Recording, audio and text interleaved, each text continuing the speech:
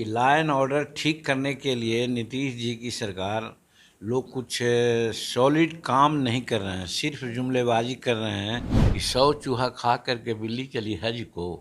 ये 2005 में क्या किए थे? अमित शाह जी से बात हुई है कि मांझी जी आप काम कीजिए, ये पत्थर का लकीर मैं खींचता हूँ, आपको मैं सम्मानित करूँगा। इस वक्त हमारे साथ पूर्व मुख्यमंत्री जीतन राम मांझी हैं। सर, ये बताइए, हाल के दिनों में बिहार में जो लॉ एंड ऑर्डर की जो स्थिति है वह काफ़ी खराब हो गई है।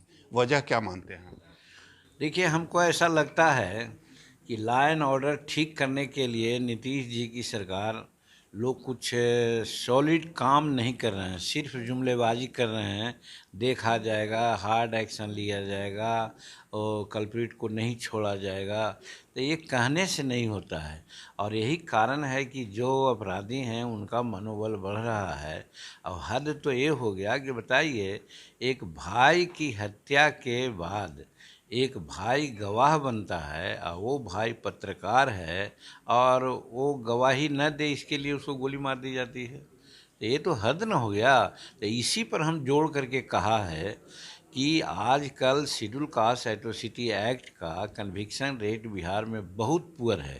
उसका खास कारण यही है कि यहाँ पर जो गवाह होते हैं, गवाह को हर तरह से लोग हतोत्साह करते हैं, परेशान करते हैं, गवाही न देते हैं। यही कारण है कि साक्ष्य के अभाव में कन्विक्शन रेट यहाँ बहुत बहुत कम है।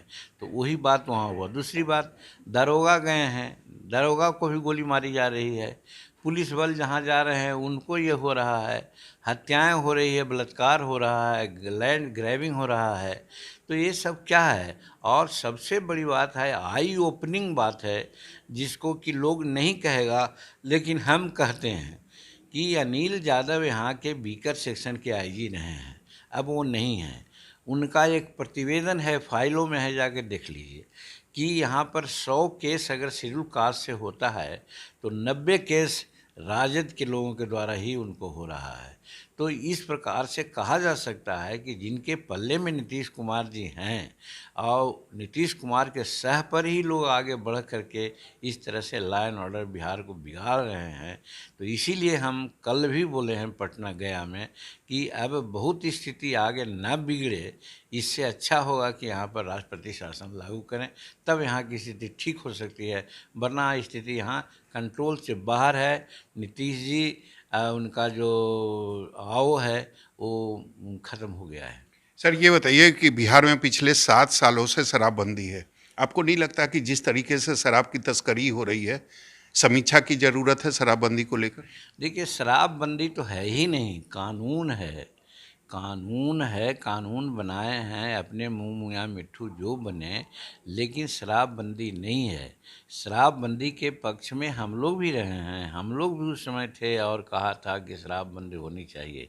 लेकिन जो उसका क्रियान्वयन हो रहा है वो सिर्फ गरीबों के लिए चल रही है बात, और गरीबों को ही प्रताड़ित किया जा रहा है, शराब के केसों में फंसाया जा रहा है, उनसे जुर्माना लिया जा रहा है। लेकिन बड़े बड़े जो तस्कर हैं वो तो मौज कर रहे हैं, और मौज कर रहे हैं उसका कारण यही है कि बड़े बड़े तस्कर जो हैं वो अच्छी शराब परोसते हैं। और अच्छी शराब, ये भी बात कोई नहीं कहता है लेकिन मैं कह रहा हूँ कि अच्छी शराब हमारे गरीब लोग नहीं पीता है। हमारे गरीब लोगों को तो जल्दीबाजी में शराब बना करके लोग परोसते हैं, जो विषैली शराब होती है। 8 दिन में शराब बनती है, जो 2 घंटा में शराब बन जाती है, नौशादर दे के, यूरिया दे करके, गाय पहनाने वाली दवा दे करके। तो वो सब विषैली शराब है और उन्होंने गरीब को उधर केस मुकदमा में भी फंसा रहे हैं और इधर विषैली शराब से उनकी हत्या हो रही है। तो शराब के नाम पर गरीबों के साथ यहाँ पर घोर अत्याचार हो रहा है नीतीश कुमार जी के द्वारा। और दूसरे ओर जो बड़े लोग हैं, रात में 10 बजे के बाद पति पत्नी दोनों पीते हैं, हर लाख लाख रुपया का, 50-50 रुपया का शराब पीते हैं। वो लोग भी आपस में झगड़ते हैं, लेकिन उनकी झगड़ा बाहर नहीं आती है। तो कहने का मतलब कि जो बड़े बड़े तस्कर हैं उनकी शराब वहीं पर जाती है, क्योंकि वहाँ ज़्यादा कंजप्शन है। हमारे के यहाँ क्या कंजप्शन है, गरीबों के यहाँ क्या कंजप्शन है? वो कहीं मिला ठर्रा पाभर पे लिया हो गया। तो शराबबंदी है, होना चाहिए, लेकिन जिस रूप में इन्होंने इम्प्लीमेंट किया है वो कभी अच्छा नहीं कहा जा सकता है। और मैं तो ये कहता हूँ कि 100 चूहा खा करके बिल्ली चली हज को, ये 2005 में क्या किए थे। 2005 से 10 तक गांव-गांव दारू का इन्होंने ये खुलवा दिया, सबको परमिट दिया, और आज कहते हैं कि दारू बंद करो। तो दारू बंद करने का इनका ये मतलब नहीं है, ये सिर्फ दिखलाना चाहते हैं जो 5 से 10 के बीच में पाप किए हैं उसका प्रायश्चित करना चाहते हैं। तो इसीलिए मैं कहता हूँ कि शराबबंदी ठीक है, शराबबंदी होनी चाहिए, लेकिन वो शराबबंदी नहीं होनी चाहिए जैसा नीतीश कुमार यहाँ चला रहे हैं। लेकिन आप तो लोगों से अपील कर रहे हैं ना कि जो सरकार शराबबंदी खत्म करेगी, जो सरकार बालूबंदी खत्म करेगी, जो सरकार क्या कहते हैं तारी बंदी खत्म करेगी, लोगों से आप अपील कर रहे हैं कि उसी का समर्थन करें।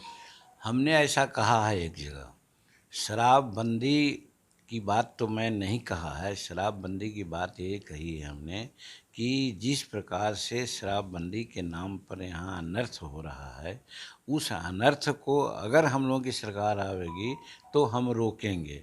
और बालू को तो निश्चित है, नेशनल ग्रीन ट्रिब्यूनल्स ने भी माना है कि बालू का उठाव नहीं होना चाहिए।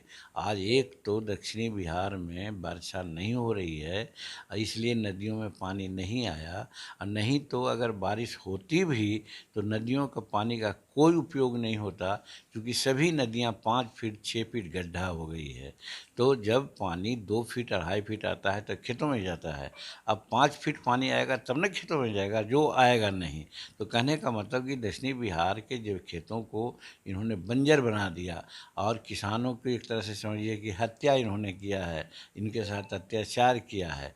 इसलिए मैं कह सकता हूँ कि बालू की बात अगर होगी, अगर हम लोगों का कोई समय आ सकता है तो बालू के बारे में ज़रूर हम लोग कंसीडर करेंगे, और ताड़ी के बारे में तो निश्चित करेंगे। ताड़ी शराब है ही नहीं है, और बहुत से लाखों लाख लोगों का जी जाती है, नौशादर दे के, यूरिया दे करके, गाय पहनाने वाली दवा दे करके, तो वो सब विषैली शराब है। और उन्होंने गरीब को उधर केस मुकदमा में भी फंसा रहे हैं, और इधर विषैली शराब से उनकी हत्या हो रही है। तो शराब के नाम पर गरीबों के साथ यहाँ पर घोर अत्याचार हो रहा है नीतीश कुमार जी के द्वारा। और दूसरे ओर जो बड़े लोग हैं, रात में 10 बजे के बाद पति पत्नी दोनों पीते हैं, हर लाख लाख रुपया का 50-50 रुपया का शराब पीते हैं, वो लोग भी आपस में झगड़ते हैं, लेकिन उनकी झगड़ा बाहर नहीं आती है। तो कहने का मतलब कि जो बड़े बड़े तस्कर हैं उनकी शराब वहीं पर जाती है, क्योंकि वहाँ ज़्यादा कंजप्शन है। हमारे के यहाँ क्या कंजप्शन है, गरीबों के यहाँ क्या कंजप्शन है, वो कहीं मिला ठर्रा पाभर पे लिया हो गया।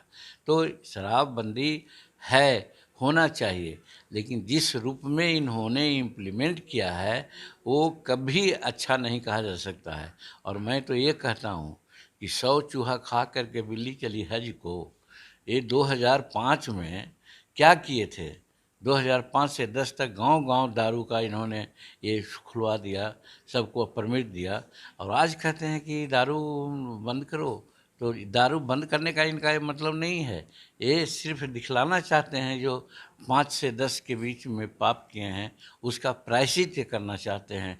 तो इसीलिए मैं कहता हूँ कि शराबबंदी ठीक है, शराबबंदी होनी चाहिए, लेकिन वो शराबबंदी नहीं होनी चाहिए जैसा नीतीश कुमार यहाँ चला रहे हैं। लेकिन आप तो लोगों से अपील कर रहे हैं ना कि जो सरकार शराबबंदी खत्म करेगी, जो सरकार बालूबंदी खत्म करेगी, जो सरकार क्या कहते हैं तारी बंदी खत्म करेगी, लोगों से आप अपील कर रहे हैं कि उसी का समर्थन करें। हमने ऐसा कहा है एक जगह, शराबबंदी की बात तो मैं नहीं कहा है, शराबबंदी की बात ये कही है हमने कि जिस प्रकार से शराबबंदी के नाम पर यहाँ अनर्थ हो रहा है, उस अनर्थ को अगर हम लोगों की सरकार आवेगी तो हम रोकेंगे। और बालू को तो निश्चित है, नेशनल ग्रीन ट्रिब्यूनल्स ने भी माना है कि बालू का उठाव नहीं होना चाहिए। आज एक तो दक्षिणी बिहार में वर्षा नहीं हो रही है, इसलिए नदियों में पानी नहीं आया, और नहीं तो अगर बारिश होती भी तो नदियों का पानी का कोई उपयोग नहीं होता, क्योंकि सभी नदियां 5 फीट 6 फीट गड्ढा हो गई है। तो जब पानी 2 फीट 2.5 फीट आता है तो खेतों में जाता है। अब 5 फीट पानी आएगा तब ना खेतों में जाएगा, जो आएगा नहीं। तो कहने का मतलब कि दक्षिणी बिहार के जो खेतों को इन्होंने बंजर बना दिया, और किसानों को एक तरह से समझिए कि हत्या इन्होंने किया है, इनके साथ अत्याचार किया है। इसलिए मैं कह सकता हूँ कि बालू की बात अगर होगी, अगर हम लोगों का कोई समय आ सकता है तो बालू के बारे में ज़रूर हम लोग कंसीडर करेंगे, और ताड़ी के बारे में तो निश्चित करेंगे। ताड़ी शराब है ही नहीं है, और बहुत से लाखों लाख लोगों का जीविका का वो साधन है।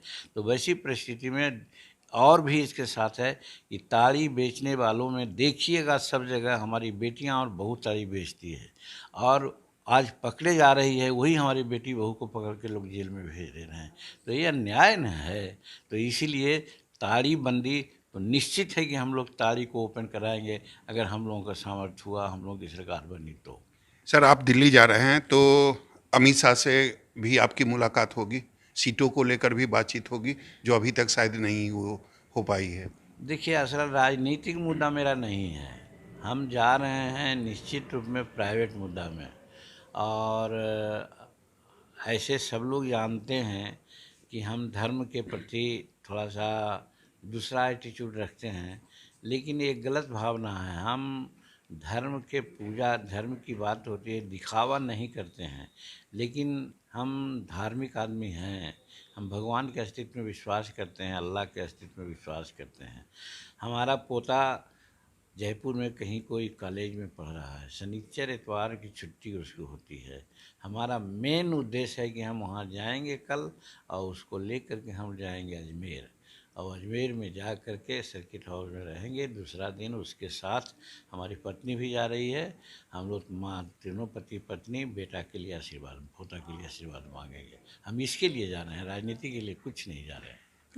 2024 को लेकर, सीटों को लेकर जो बातचीत है बीजेपी से तय हो गई है, कितना सीट आपको मिलेगी? देखिए, जब कभी भी हम आए हैं किसी भी पार्टी में, तो मेरा कहीं कोई शर्त नहीं रहता है।